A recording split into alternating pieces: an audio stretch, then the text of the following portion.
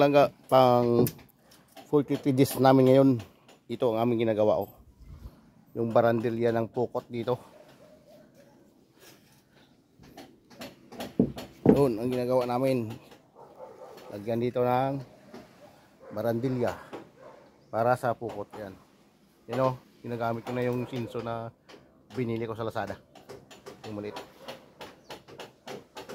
Wala nang kapagod-pagod. Yan, Tom. Yun ang ginagawa namin ay barandilya yan para dipinsa sa pataw ng pukot. Ang lambat. Yan.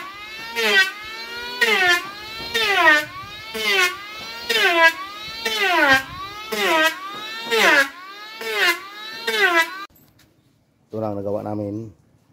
Kaso medyo mabagal lang paggawa namin dahil minsan umuulan.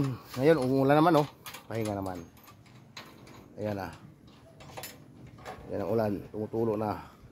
Pumapatak na yung ulan. Yun, barandilya yan para sa pukot. Para sa lambat.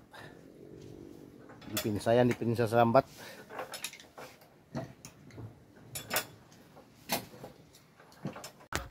Yun na tingnan Yun ang sa pang dipinsa sa pukot yan.